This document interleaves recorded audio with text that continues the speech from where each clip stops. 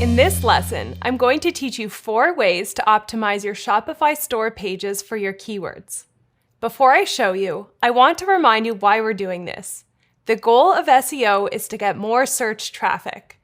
When you integrate the keywords you've researched onto the pages of your Shopify store, you directly communicate with Google to let them know that you have what customers are searching for.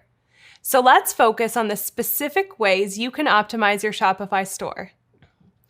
Note that this is helpful whether you've just started a new Shopify store or you have a store already and want to improve it. Overall, a general rule is that you want to rank for 1 keyword per page. Also, be honest with the keywords that you use. If people come to your site through a search and don't find what they're looking for, they're going to end up just leaving.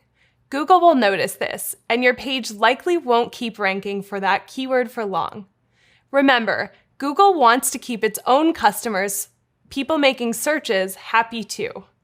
So let's get into my 4 ways to optimize your store for your keywords.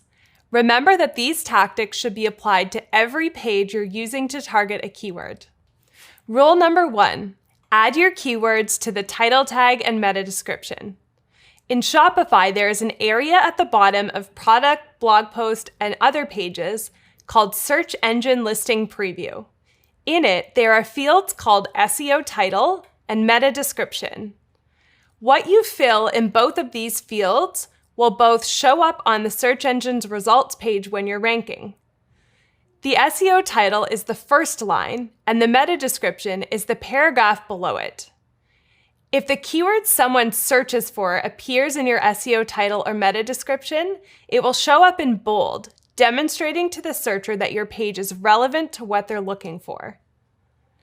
On top of that, filling in the SEO title is an important tool to let Google know what your page is about. Make sure that the keyword you're targeting is in both the SEO title and the meta description you write. If you don't fill them in, Shopify will automatically do it for you, but it won't know which keywords you're targeting, so it's much better to do it yourself. For the meta description, describe what searchers can expect from your page and include the keyword you want to target. Sometimes, even if you're not in the first spot in Google, you can get more clicks just because you wrote a more enticing meta description. Rule number 2, customize your URL with the keyword. Another really important place to use your keyword, if possible, is in the URL of the page you're optimizing. Before I go on, I have one caveat. If the page you're working on is already published, you don't have to change the URL. This rule is only for new pages you create. It's easy to customize the URL for any page in Shopify in the same search engine listing preview section as the title tag and meta description. If for some reason you do change the URL of a page that is already published, make sure you leave the box ticked that says Create a URL Redirect. If anyone ends up on the old URL, for example, if they click a link from an old article in the press, they will get redirected to your new URL.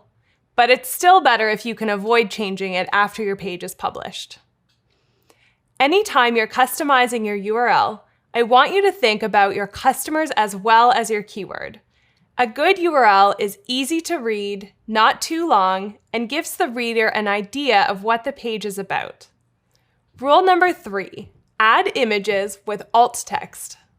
When selling products online, perception is everything. Your customers can't try, taste, feel, or wear your product before they buy it, so they will really rely heavily on your visuals to decide if the product is right for them. Your customer may use an image search in order to find the product they want to buy. It's important to add alt text to the product images in order to be discovered in search. Alt, or alternate text, describes an image and is an important part of a product description. If an image can't load for any reason, then alt text is shown instead. It's also useful for visually impaired customers who may browse your site with a screen reader. Anything you write in the alt text will get read to them by the screen reader. It's important that you take the time to ensure you've labeled each photo with the proper alt text, both to help customers in these situations and because including alt text gives Google an important signal of what your page is about. Take some time now to add alt text to each image on your Shopify store. If you don't know how to do this, I have an example in the demo. Rule number 4, make each page a great experience for your potential customer.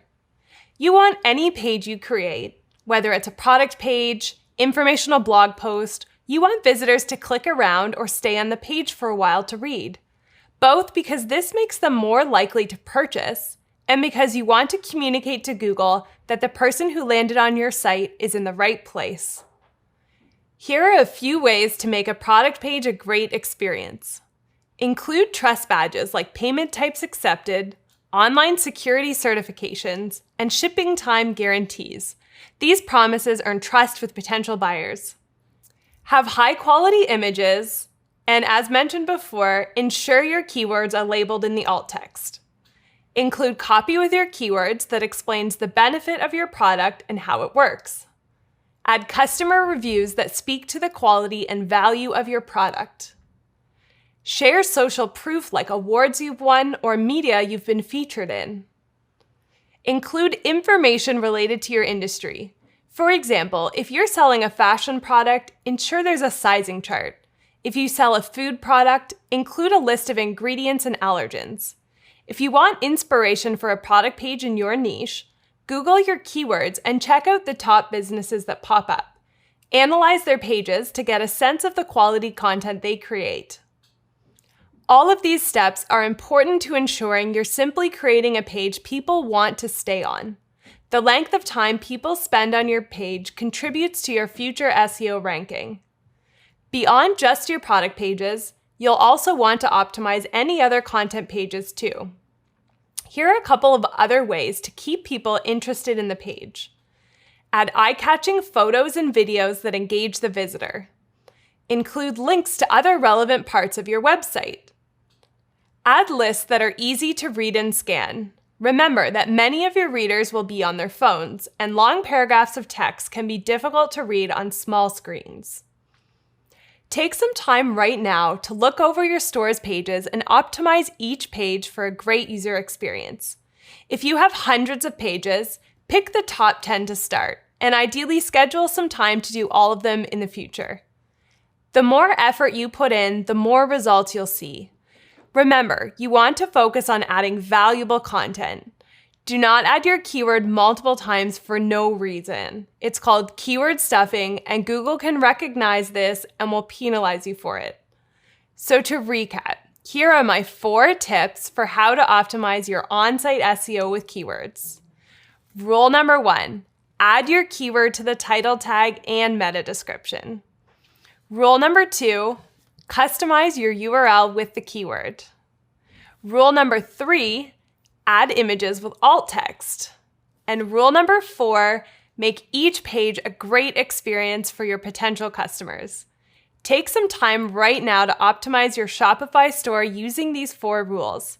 If you're just launching this store, this could take as little as 30 minutes or less.